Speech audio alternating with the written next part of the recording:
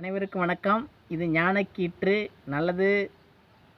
எழும்போதும் வேலுமயிலும் என்பேன், எழுந்தே உன்னை தொழும்போதும் வேலுமயிலும் என்பேன், தொழுதே உருகி அழும்போதும் வேலுமயிலும் என்பேன், அடியேன் உடலை விடும்போதும் வேலுமயிலும் என்பேன், செந்தில் வேலவனே. வணக்கம். இன்னைக்கு நம்ம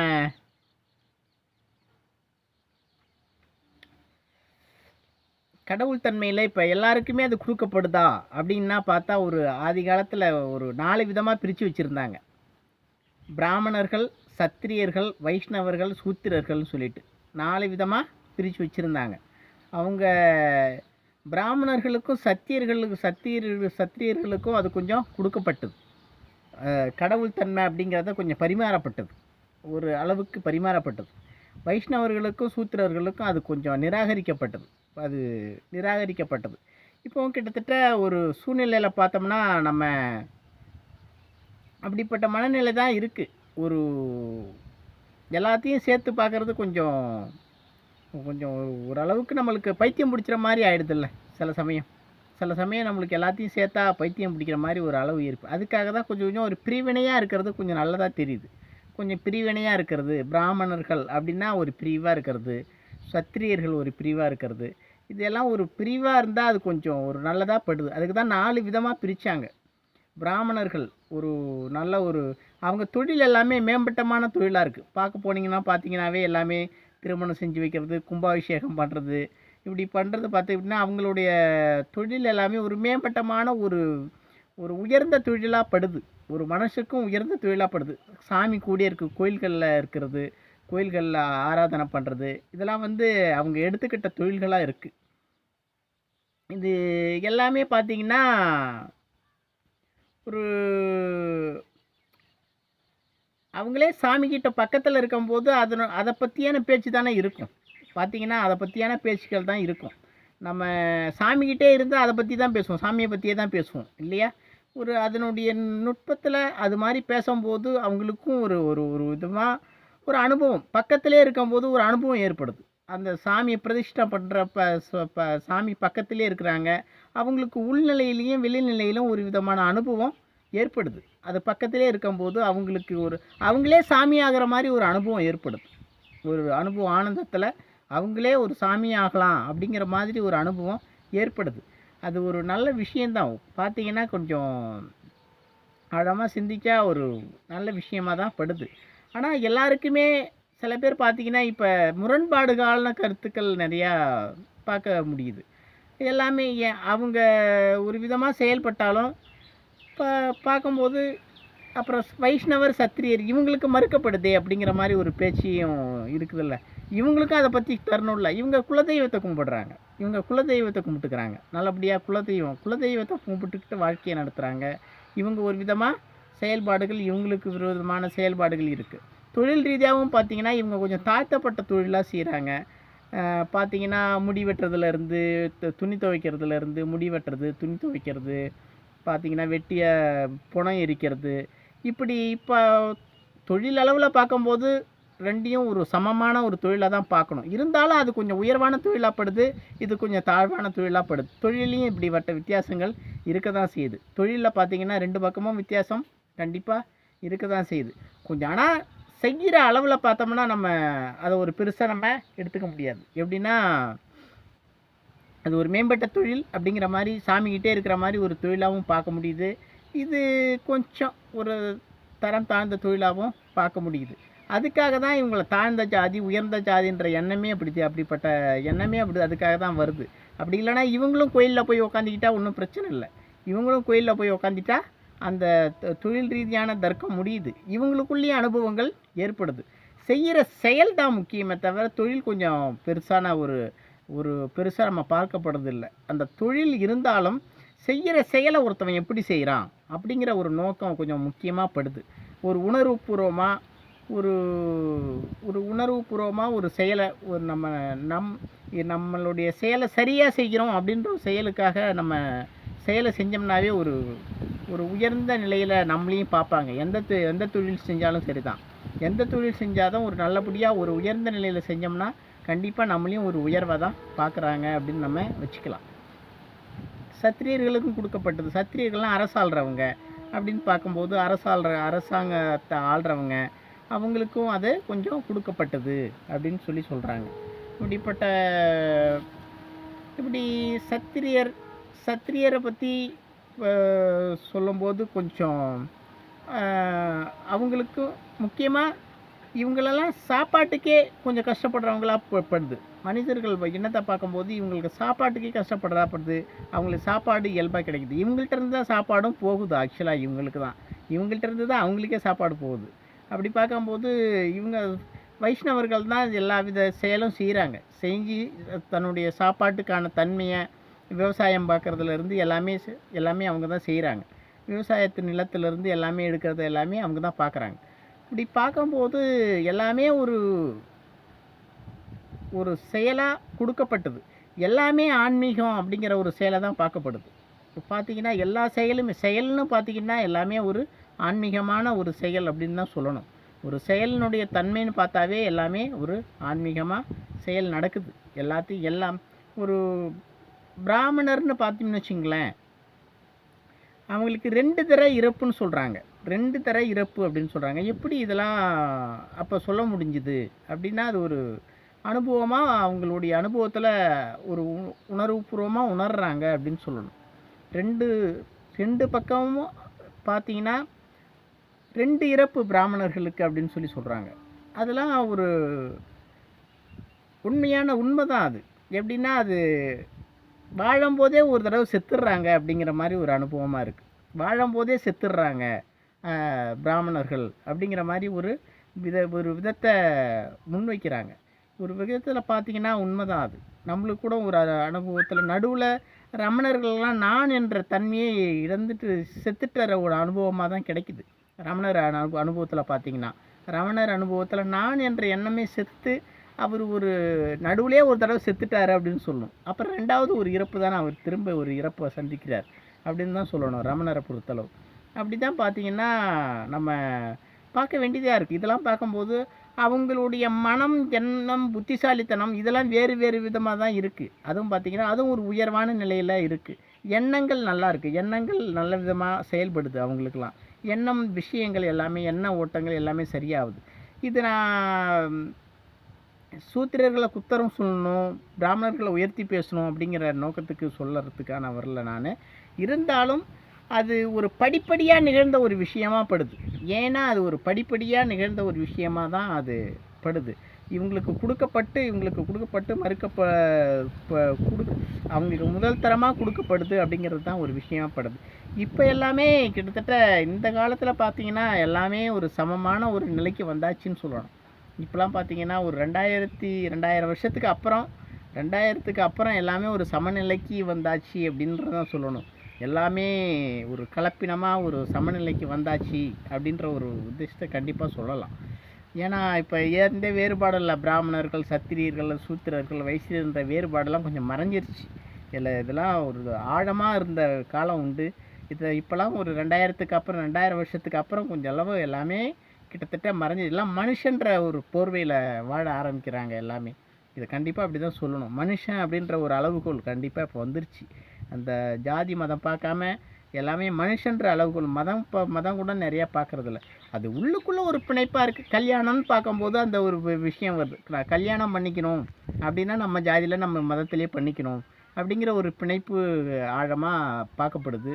அது அந்த டிஎன்ஏ விஷயத்துக்காக தான், வேறு ஒன்றும் இல்லை. அந்த மரபணு கூறுகள் நம்மளை மாதிரியே இருக்கும் அப்படிங்கிறதுக்காக தான் அது நம்ம இதிலே கல்யாணம் பண்ணிக்கிறது ஒரு ஆழமாக அது இயல்பாகவே அறிவியலே அப்படி தானே சொல்லுது. நம்மளுடைய மரபணு கூறும் அவங்களுடைய மரபணு கூறும் ஒன்றா இருந்ததுன்னா அதில் கல்யாணம் பண்ணிக்கிறது நல்லாயிருக்கும், அவங்களுடைய லைஃப் நல்லாயிருக்கும் அப்படிங்கிற மாதிரி தானே அறிவியலும் சொல்லுது.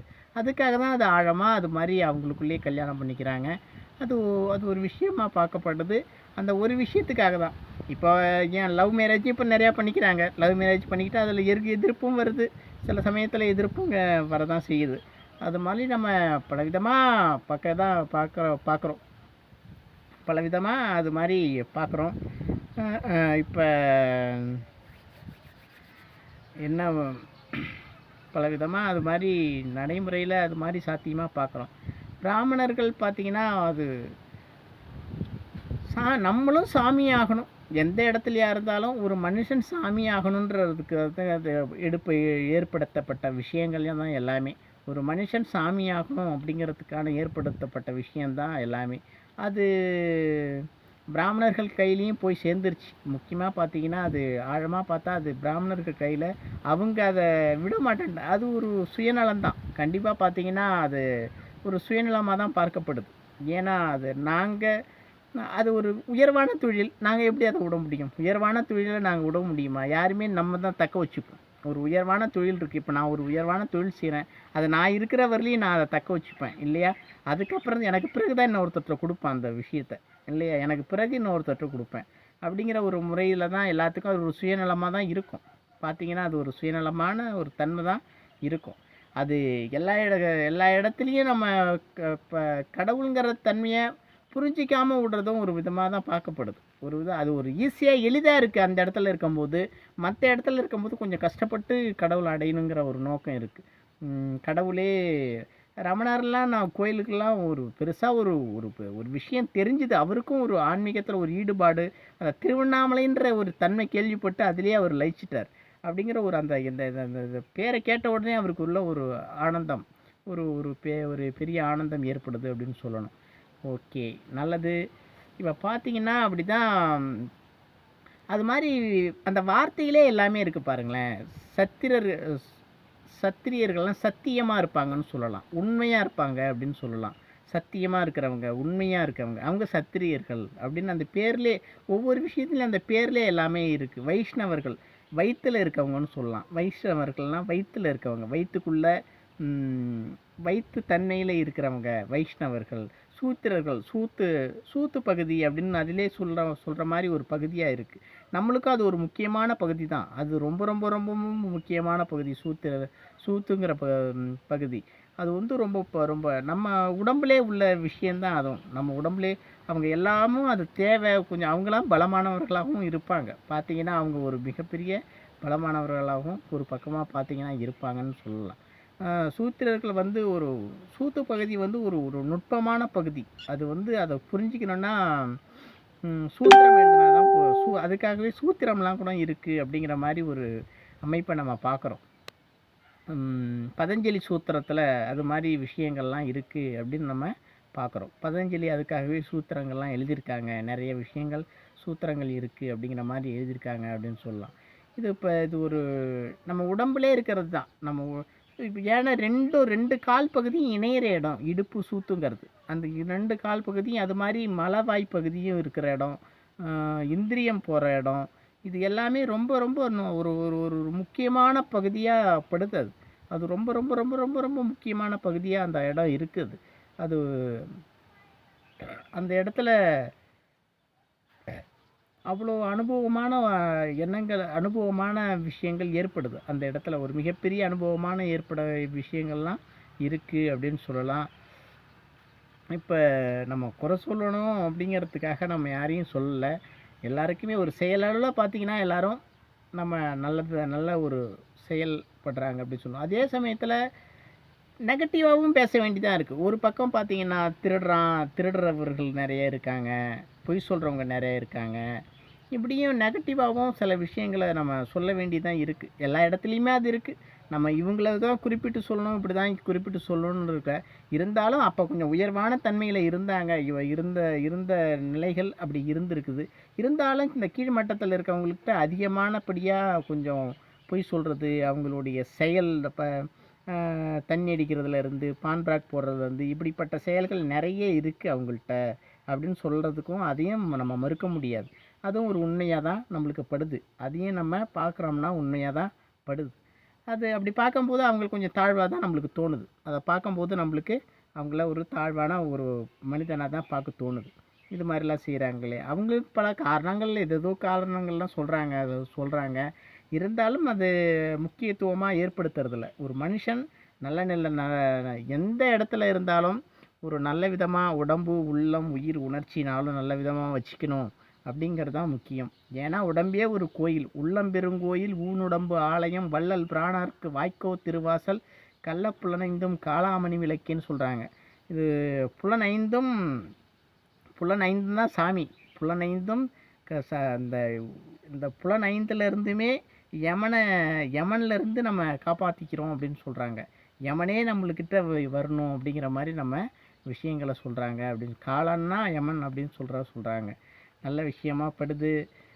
ஒரு ஒரு நம்ம என்னதான் இருந்தாலும் இப்படி சத்திரர்கள் சூத்திரர்கள் வைஷ்ணவர்கள் இதை பிரித்து அதிகாலத்தில் அந்த முறைப்படி பிரித்து வச்சுருந்தாங்க அப்படின்னு சொல்லுவோம். அது ஏன்னா அது இப்போ சிவன் கடவுளாக இருந்தார். கரெக்டாக நம்ம சொல்லணும்னா சிவன் கடவுளாக இருந்தார் அப்படின்னு நம்ம சொல்லலாம். இப்போ அவர்கிட்ட இருந்து தான் எல்லாமே வருது. அவர்கிட்ட இருந்து தான் எல்லாமே படிப்படியாக வருது. அப்போ சிவன்கிட்ட இருந்து பிராமணர்கள் முக்கியமாக பிராமணர்கள் முதன்மையாக அவங்கள்ட்ட இருந்து உற்பத்தி ஆகியிருக்காங்க அப்படின்னு சொல்லணும். ஃபஸ்ட்டு பிராமணர்கள் உற்பத்தி ஆனாங்க அவர் சிவன்கிட்ட இருந்து. அப்போ பிராமணர்கள் தான் பக்கத்திலே இருக்கணும் அப்படிங்கிற மாதிரி ஒரு அமைப்பு, அப்படி ஒரு அமைப்புகள் சொல்லலாம். பிராமணர்கள் பக்கத்திலே தான் இருந்திருக்கணும், அதனால் அவங்க பிராமணர்களாக முதல்ல பிராமணர்கள் உற்பத்தி ஆனாங்க சிவன்கிட்ட இருந்து அப்படிங்கிற மாதிரி ஒரு அமைப்பு. அப்புறம் பிராமணர்கள்லேருந்து சத்திரியர்கள் உற்பத்தி ஆகிறாங்க அப்படின்னா ஒரு அமைப்பாக ஒரு சொல்லப்படுது. அதுக்கப்புறம் வைஷ்ணவர்கள் சூத்திரர்கள் இப்படி உற்பத்தி ஆகிறாங்க அப்படிங்கிற மாதிரி ஒரு அமைப்பாக சொல்லப்படுது. வைஷ்ணவர்களும் சூத்திரர்களுக்கும் ஒரு விதமான கடவுள் தன்மை இருக்குது, பிராமணர்களுக்கும் சத்திரியர்களுக்கும் ஒரு விதமான கடவுள் தன்மை இருக்குங்கிறதும் சொல்லணும். இதையும் பார்த்தா 4 விதமாக இருந்தாலும் அதை 2 பார்ட்டாவும் பிரிக்கிறதுக்கான வாய்ப்பு இருக்குது. ஏன்னா வைஷ்ணவர்களுடைய கடவுள் ஒரு விதமாகவும் பிராமணர்களுடைய கடவுள் ஒரு விதமாகவும் இருக்கிறதுக்கான வாய்ப்பு கண்டிப்பாக இருக்குது. அதான் ராகு கேதுன்னு சொல்கிறோம், ஒரு விதமாக பார்க்கப்படுது. ஒரு ராகு கேது அப்படிங்கிற மாதிரி ஒரு அமைப்பாக பார்க்கப்படுது. ராகு ஒரு விதமான கடவுள், கேது ஒரு விதமான கடவுள் அப்படின்னு கண்டிப்பாக சொல்லலாம் வச்சுக்கலாம். கண்டிப்பாக ஒரு விதமாக நம்ம சொல்லலாம். ராகு ஒரு விதமான கடவுள், கேது வைஷ்ணவ கடவுள் ஒரு விதமாக இருக்குது, ஒரு பிராமண கடவுள் ஒரு விதமாக இருக்குது அப்படின்னு சொல்லலாம் அப்படின்னு சொல்லிக்கலாம். ஏன்னா நம்ம உடம்புலே 2 விதமான கடவுள் இருக்குன்னு கண்டிப்பாக சொல்ல முடியும். கண்டிப்பாக அதை யாராலையும் மறுக்க முடியாது அப்படின்னு சொல்லலாம். கண்டிப்பாக 2 விதமான கடவுள் இருக்குன்னு சொல்லலாம். அதுதான் அந்த மலவாய்க்கும் கருவாய்க்கும் இடைப்பட்ட ஒரு பாம்பு இருக்குது அப்படின்னு சொன்னால் அது ஒரு விதமான கடவுள் அப்படின்னு சொல்லலாம்.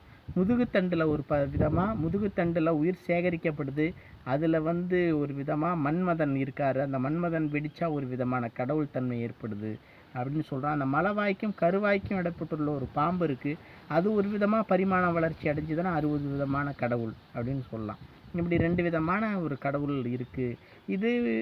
இது யோனியே உற்பத்தி ஆகிற விதமான கடவுள். அந்த மலவாய்க்கும் கருவாய்க்கும் இடைப்பட்டுள்ள பாம்பு இப்போ மனுஷனுக்கு எப்படி யோனி முதல்ல வந்திருக்கும் அப்படின்னு கொஞ்சம் யோசிச்சா தெரியும் இல்லையா? முதல்ல ஒரு விலங்குகளுக்கு யோனி எப்படி வந்திருக்கும் அப்படின்னு சொன்னால் அதையே ஒரு விதமாக கடவுள்னு தானே சொல்லணும். முதல்ல எப்படி யோனி வந்திருக்கும்? இது ஒரு நுட்பமான விஷயமாக தான் பார்க்கப்படுது. அது ஒரு விஷயமாக நம்ம பார்க்கப்படுறோம்.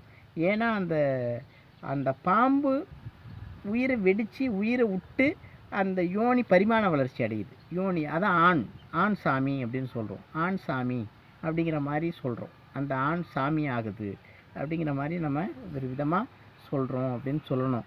இன்னொரு விதமாக பார்த்திங்கன்னா அந்த மன்மதன் எரிச்சி சாமியாகிறாரு அப்படின்ற அது சிவனுடைய தன்மையாக மாறுது. அது அவங்களாம் சிகப்பாக இருப்பாங்க அப்படின்னு சொல்லலாம், இவங்கெல்லாம் கருப்பாக இருப்பாங்க அப்படின்னு சொல்லலாம். வைஷ்ணவ சாமி கருப்பாக இருக்கும், இவங்க சிகப்பாக இருப்பாங்க, இந்த சாமி சிகப்பாக இருக்கும் அப்படிங்கிற மாதிரி ஒரு அமைப்பாக சொல்லலாம் அப்படின்னு வச்சுக்கலாம். நல்லது. இது இன்னும் சத்திரியர் வைசியர் பிராமணர் இவர்களை பற்றி தெளிவாக பேசணுன்னா நிறைய பேசலாம், அப்படி நிறைய விஷயங்கள் பேசலாம். இருந்தாலும் நம்ம அதுக்குள்ளெல்லாம் போக வேணும். மனுஷன் அப்படின்ற இலையில் நம்ம வச்சுக்க வேண்டியது நம்மளுக்கு அதுவே போதும். மனுஷன் அப்படின்ற இலையில் நம்ம வச்சுக்கிட்டாவே நம்மளை போதும்னு நினைக்கிறேன் நான். மனுஷன்ற இலையில் இருந்தால் அதே ஒரு நல்ல விஷயமாக தான் படுது. உயர்ந்த நிலையில் கடவுள் ஆகணும், எல்லோரும் கடவுள் ஆகணும்னா கொஞ்சம் கஷ்டமான விஷயந்தான் அது. ஏன்னா அது எல்லாத்துக்கும் அந்த ஆகிற தன்மை கொடுத்துருந்தாலும், அது கடவுளுங்கிற ஒரு தன்மை எல்லாத்துக்கிட்டேயுமே இருந்தாலும், அது கடவுள் ஆகிறங்கிற ஒரு படி, அது ஒரு வித்தியாசமான படி. அதுக்கு தான் அங்கே கஷ்டமான ஒரு விஷயம், ஒரு அணுகுமுறையாக இருக்குது. அந்த இடத்துல அணுகுமுறைக்கிறது தான் கொஞ்சம் கஷ்டமான ஒரு விஷயமா இருக்குது. மனுஷ அளவில் எல்லாமே மனுஷன் அப்படின்ற ஒரு அளவில் பார்க்கப்படுது. ஆனால் கடவுள் அளவில் நீங்கள் பார்த்தீங்கன்னா, கடவுள் ஆகணும்னா அந்த மனுஷனை ஒரு பரிமாண வளர்ச்சி அடையணுமே, அங்கே தான் பிரச்சனையே இருக்குது. அங்கே தான் ஒரு மனுஷன் அந்த உயிர்த்தன்மையில் பரிமாண வளர்ச்சி அடையணும். அதான் சொன்னல, அந்த யோனி எப்படி முதல்ல உருவாச்சு, அந்த பரிமாணம் எப்படி வளர்ச்சி, அதை உங்களுக்குள்ளே அந்த பரிமாண வளர்ச்சி அடைஞ்சிங்கன்னா நீங்கள் சாமி அப்படின்னு சொல்லலாம். அது மாதிரி மன்மதனை எரிச்சா நீங்கள் சாமின்னு சொல்லலாம். அது எப்படி ஆச்சு, அதான் ஆகணும். அது நடந்ததுன்னா சாமி, நடக்கலைன்னா மனுஷன். அவ்வளோதான் விஷயம். இப்போ மனுஷனுக்கும் சாமிக்கும் உள்ள வித்தியாசம் புரிஞ்சு போச்சு இல்லைங்களா? இப்படி தான் மனுஷனுக்கும் சாமிக்கும் உள்ள வித்தியாசம் புரிஞ்சு போச்சுன்னு சொல்லணும். நல்லது, நன்றி. இதுதான் இது. அனைவருக்கும் வணக்கம். நல்லது, நன்றி, வணக்கம், தேங்க்யூ.